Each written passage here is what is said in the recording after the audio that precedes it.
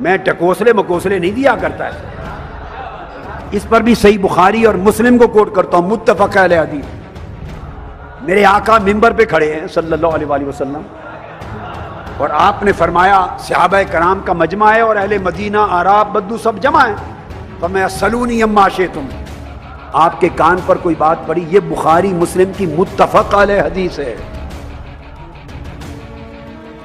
اگر جی نہ چاہے تو کہو کہ جو بخاری سے باہر ہے ہم نہیں مانتے.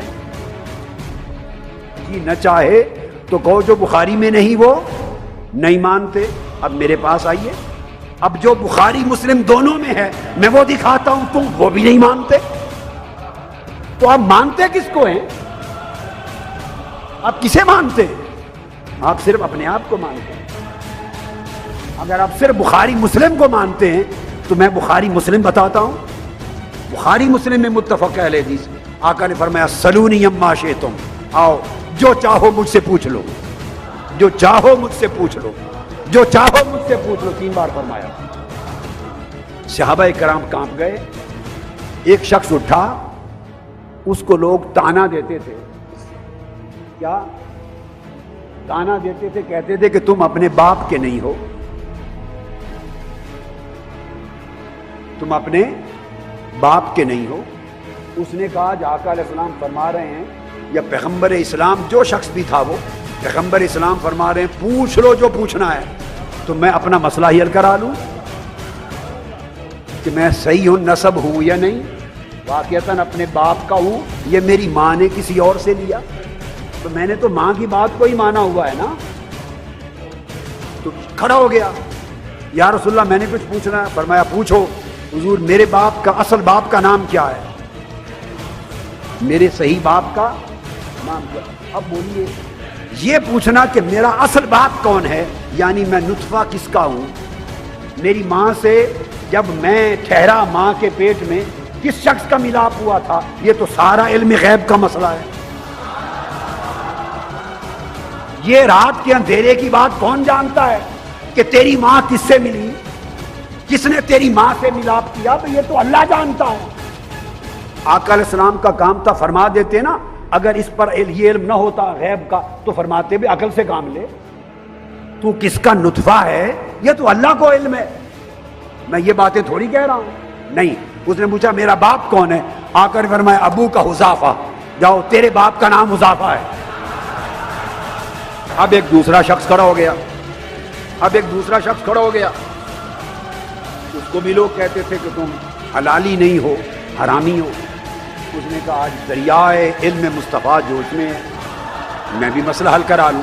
اس نے پوچھا آقا حضور بتائیں میرے باپ کا نام کون ہے، میں کس کا نطفہ ہوں؟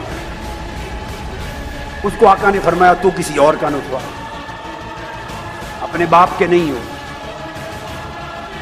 اور نام بتا دیا، ابو کا سالم مولا شیبہ، شیبہ کا آزاد کردہ غلام، اس کا نام سالم ہے، تیری ماں نے اس سے لیا تجھے. تو آقا علیہ السلام اگر بتانے پہ آئیں تو کائنات کی 7 زمینوں کے نیچے کے بھی پردے اٹھا کے بول دے. تحت الثری سے عرش معلی تک کائنات کے ہر روشن اور تاریک کونے کو کھول کے میرے مصطفیٰ بتا دے. ایک اور شخص کھڑا ہو گیا حدیث پاک میں.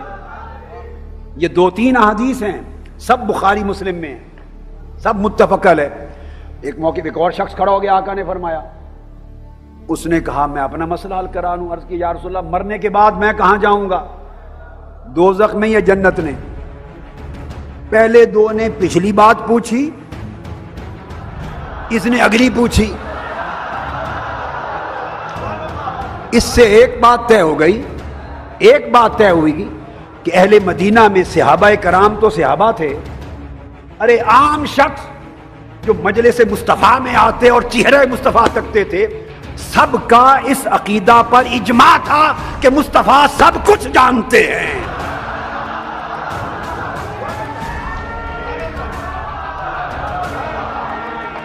ہر شخص کا عقیدہ تھا کہ مصطفیٰ سب کچھ جانتے ہیں، اس لیے پوچھتے تھے.